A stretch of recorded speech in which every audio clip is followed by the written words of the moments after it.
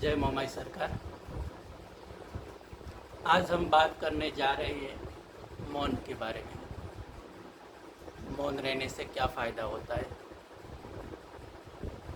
तो बहुत सारे फ़ायदे होते हैं मौन रहने से। बहुत सी समस्या में अगर हम फंसने जा रहे हो तो उससे मौन रहने से बच सकते हैं। बहुत बड़े बड़े विघ्न भी टल सकते हैं। बहुत बुरा होने से भी बच सकते हैं। जैसे तो बहुत जगह मौन रहने से बहुत अच्छी अच्छी सीख मिलती है और अच्छा अच्छा हो जाता है, लेकिन 4 जगह खास मौन रहना चाहिए। उदाहरण के तौर पर एक बार एक ऋषि महात्मा अपनी आश्रम के बाहर बैठे हुए थे और आगे से एक बैल भागा। थोड़ी देर बाद उसके पीछे पीछे एक इंसान भागता भागता आया और उसने ऋषि महात्मा से पूछा कि क्या यहाँ से कोई बैल गया है। तो ऋषि महात्मा ने देखा तो लगा कि उसको ये जो इंसान है वो कसाई लगता है। उसी वक्त ऋषि महात्मा ने मौन धारण कर लिया, कुछ नहीं बोले। उसने बार बार बार पूछता रहा वो कसाई, लेकिन ऋषि महात्मा ने कोई उत्तर नहीं दिया। उसको लगा कि ऋषि महात्मा अब कुछ बोलने वाले तो है नहीं। वो भी दूसरे रास्ते आगे चले गए और बैल का रास्ता था वो भी दूसरा हो गया। तो इस तरह से ऋषि महात्मा मौन रहने से उस बैल का जीवन बच गया। तो बहुत बार हमारे जीवन में ऐसे ऐसे समय आते हैं कि मौन रहने से किसी का भला हो सके तो मौन अच्छा है। दूसरी बात कि मान लो कि आपके परिवारजन में है, कुटुंब में है, सगा संबंधी में है, आप कोई बात कर रहे हो, आपका सगा हो, संबंधी हो या कुटुंबी भाई हो या बहन हो, आपके और उसके विचार मेल नहीं खा रहे। आप कुछ और बोल रहे हो, वो कुछ और बोल रहे हो। तो उस टाइम पर आपको क्या करना है? मौन धारण कर लेना है। क्योंकि आप कितना भी समझाओ वो समझने वाला है ही नहीं। आप कितनी भी कोशिश करो वो कोशिश आपकी विफल ही जाने वाली है। उसका कुछ रिजल्ट मिलने वाला नहीं है। और हर फैसले किसी पे थोपे तो जाते नहीं, अपनी बात थोपी जाती नहीं। तो वहां पर मौन धारण करने से आपके बीच जो रिश्ता है वो वैसा का वैसा बना रहेगा। वरना उस बात को लेके बहुत बड़ा झगड़ा हो सकता है और आपका परिवार हो, आपका सगा संबंधी हो, आपका रिश्ता भी खराब हो सकता है। परिवार हो तो परिवार भी टूट सकता है, बिखर सकता है। तो इस टाइम पर भी हमें मौन रहना चाहिए। तीसरी बात बताए तो उदाहरण के तौर पर एक गांव में एक सेठ था और उसकी एक बेटी थी, 2 बेटे भी थे। तो वो इंसान अपनी बेटी को बहुत प्यार करता था। वैसे तो हर बाप अपनी बेटी को प्यार करता है, लेकिन महानुभावों को मेरी खास एक विनंती है कि बेटी को प्यार करना चाहिए और करो, करते रहो, लेकिन प्यार हद से ज़्यादा नहीं होना चाहिए। वरना अपना ही प्यार अपने बेटे के लिए कब खतरा बन जाए उसका हम कुछ नहीं कह सकते। प्यार करना चाहिए, ध्यान भी रखना चाहिए, उस सेठ ने अपनी बेटी को इतना प्यार दिया कि वो पानी मांगती थी, वो दूध हाजिर हो जाता था, उसकी जो भी इच्छा हो रही थी उसकी बोलने से पहले ही उसकी इच्छा वो सेठ पूरी कर देता था। ऐसे ऐसे अपनी बेटी की मांगे पूरी करता रहा और उसकी उम्र हुई। उम्र होने के बाद उसकी शादी करवाई, ससुराल भेजी, ससुराल गई। तो वो अपने पिता की ज़्यादा लाड़ प्यार की वजह से वो बहुत ही झगड़ालू, घमंडी, अहंकारी हो गई थी। जैसे कि मैं ही हूँ, मेरे जैसा कोई है ही नहीं। फिर उसके परिवार में उसे किसी के साथ बनती नहीं। 1 महीना हुआ, उसका भाई था जो उसके ससुराल गया बहन को मायके लाने के लिए। तो पूरे रास्ते भाई बहन में बात हो रही थी, उसमें बहन ने पूरे रास्ते में भाई को अपने ससुराल की विषय में बुरा बुरा और बुरा ही बोला। फिर घर पर आई, बेटी और बाप साथ में बैठे, तो बाप ने पूछा बेटी कैसी हो? कि अच्छी हूँ। तेरा ससुराल कैसा है? अब ध्यान से सुनना। बाप ने पूछा तेरा ससुराल कैसा है? तो बेटी ने जवाब दिया कि नर्क जैसा है मेरा ससुराल। अच्छा, तेरे ससुर कैसे है बेटा? मेरे ससुर राक्षस है। अच्छा, और तेरी सास? मेरी सास डायन जैसी है। अच्छा, और तेरा जेठ? मेरा जेठ तो मानो जैसे नर पिशाच है, बहुत ही नालायक। अच्छा, और तेरी ननद कैसी है बेटा? मेरी ननद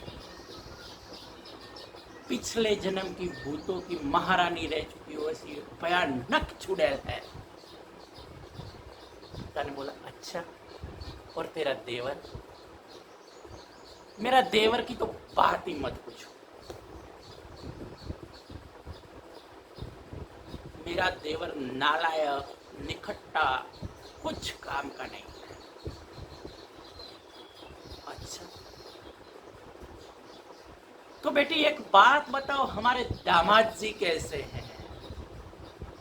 तब बेटी ने बताया बिना पेंदी का लोटा, आपके दामाद बिना पेंदी के लोटे जैसे हैं। फिर बाप ने सोचा कि परिवार में एक खराब हो सकता है, 2 खराब हो सकते, सभी खराब नहीं होते। जरूर मेरी बेटी के विचार में ही, मेरी बेटी में ही खोट है। फिर बाप ने बोला कि बेटी तेरा ससुराल का हाल मैंने जानकर मुझे बहुत दुख हुआ, लेकिन क्या कर सकते, चलो छोड़ो। फिर थोड़े दिन मायके में रही, और जब वो ससुराल में जाने वाली थी तब पिता ने बोला कि बेटी तू एक काम करना, मैं तुझे एक मंत्र देता हूँ, वो मंत्र अगर तू का कर ले और मंत्र बोल रहे और उसका पालन जो कर ले तू, तो तेरा पूरा परिवार तेरी मुट्ठी में हो सकता है। बेटी ने बोला क्या ऐसा हो सकता है? तो कि हाँ ऐसा हो सकता है। तो फिर बताओ कि मंत्र। तब पिता ने बोला कि ये मंत्र तुम्हें 6 महीने के लिए यूज करना है। 6 महीने इस मंत्र का पालन करना है तुझे। मंत्र क्या है? तो के मौन, कोई कुछ भी बोले, कैसा भी बर्ताव करे तेरे साथ, तुम्हें बस मौन रहना है। बेटी ने बोला कि नहीं, मेरे पिताजी ने बोला है, मेरे बाप ने बोला है तो सही है। बेटी ससुराल गई, ससुराल वाले ने देखी कि ये आ गई आफत की गुड़िया, क्योंकि सबके साथ ऐसा ही बर्ताव कर रही थी तो उसको तो ऐसा ही लगेगा कि आफत की गुड़िया आ गई, कहाँ से आ गई है वापस इतनी जल्दी। लेकिन क्या कर सकते हैं। फिर 1 दिन बीता, 2 दिन, 5 दिन, 10 दिन बीता, तो परिवार वालों को लगा कि नहीं मेरी बहू तो कुछ बदल गई है। अपनी जवाबदारी जो है वो पूरी निभाती है और बहुत अच्छे से व्यवहार करती है। और सास, ससुर, जेठ, देवर, ननद सब अच्छे से रखने लगे उसको। उस बेटी ने सोचा कि वाह, ये मंत्र तो बहुत काम कर रहा है। कुछ ही दिनों में इतना सारा प्रभाव हो गया इस मंत्र से। इस तरह से बेटी ने 6 महीने तक मौन रखा। कोई कैसा भी बोले, बेटी ने सामने कोई जवाब नहीं दिया, सामने बात नहीं छेड़ी।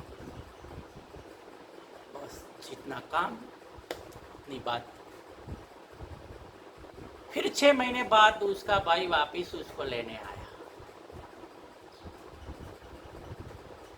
तो अब इस बार ससुराल वाले भेजना तो चाहते नहीं थे, लेकिन क्या करे, भाई लेने आया है तो भेजना तो पड़ेगा ही।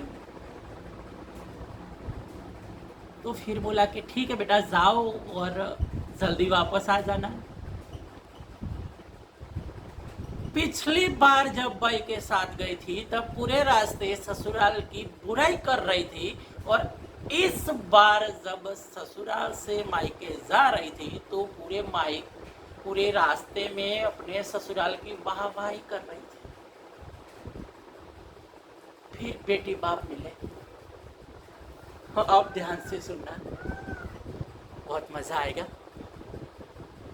तो बेटी और बाप के बीच बात शुरू हुई, और बात कुछ इस तरह की थी कि बाप ने पूछा कि बेटी, तेरा ससुराल कैसा है, अब कैसा लग रहा है तुझे ससुराल में। तब बेटी ने जवाब दिया कि मेरा ससुराल साक्षात स्वर्ग है। आप देखो तो सही, सिर्फ मौन रखने से जो नर्क था वो स्वर्ग हो चुका है इसके लिए। फिर पूछा कि तेरा ससुर कैसा है। तो उसने बोला कि मेरा ससुर मेरे पिता जैसे, मेरी सास में मुझे मेरी माँ दिखती है, और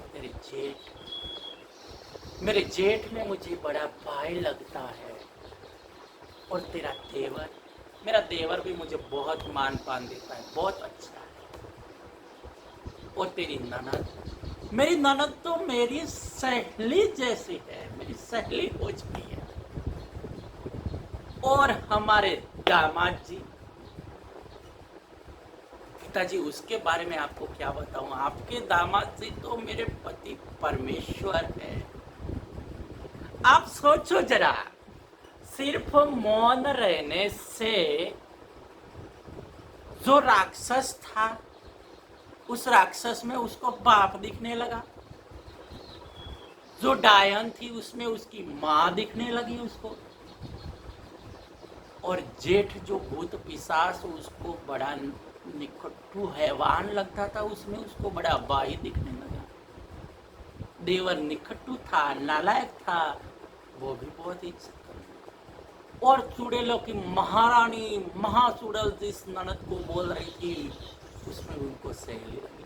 और खास बात, जो उसको बिना पेंदी का लोटा लग रहा था, वो उसका पति परमेश्वर हो। तो ये एक उदाहरण था कि मौन से कितने फायदे हो सकते हैं।